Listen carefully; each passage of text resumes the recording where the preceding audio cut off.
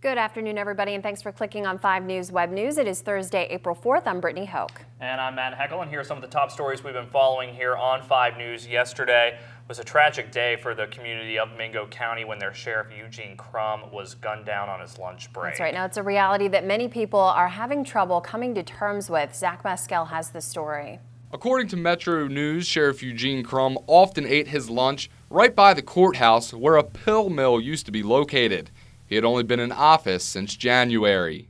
He, his deputies, and other law enforcement agencies in Mingo County have worked tirelessly to wipe out crime in our county, especially targeting the drug dealers who spread the disease of addiction among our residents.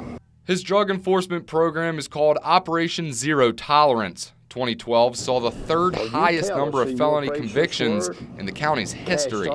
We ask not only West Virginia, but all of America to keep Sheriff Crum, his family, and our county in your prayers. He leaves behind his wife, 2 children, and grandchildren. He's given his life for public service. Among other positions, he started as a correctional officer, served as magistrate, and then became sheriff.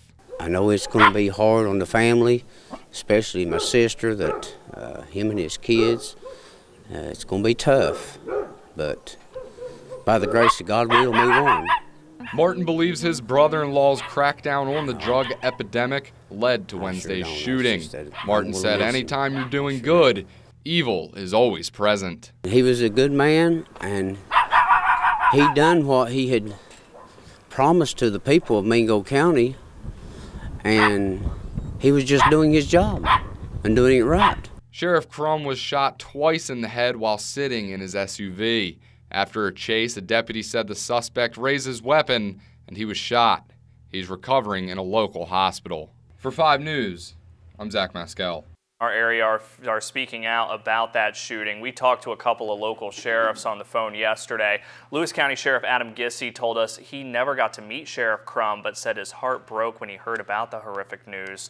He mentioned anytime an officer is killed, it's like losing a family member. Gissy also said tragedies showed just how dangerous their jobs can be. Law enforcement is no other way to describe it, a brotherhood, and we stand beside one another through thick and thin, and whenever a terrible tragedy like this occurs, we band together and absolutely show our condolences. Now, in addition to passing along his condolences to the Mingo County Sheriff's Department, Gissy also wanted to say he feels deep remorse for anyone who works there. And we're working to get more information about a house fire early this morning. It broke out at around 2:30 at a home on Route 20 in Buchanan. The fire destroyed that home. 4 people were there at the time, but they were able to get out okay. The cause is under investigation, but investigators do tell 5 News that it is not being considered suspicious. Be sure to stay with 5 News for any further updates. Meanwhile, a house in Harrison County caught fire yesterday, moments after the family left.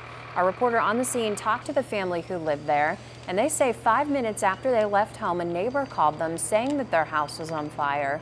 When they got back, they found firefighters in their driveway and their house covered in flames. Crews were called to the home on Cherry Camp Road in Salem at around 3:30 yesterday afternoon. Luckily, no one was hurt, but the family is afraid that their dogs were killed. They told our reporter that they were renting that home. No word on a cause, but the fire marshal's office will likely check into that in the next couple of days. And let's take a quick look at what our newsroom's working on for tonight for First at 5 and 5 News at 6. First up, more on the shooting tragedy of a Mountain State sheriff.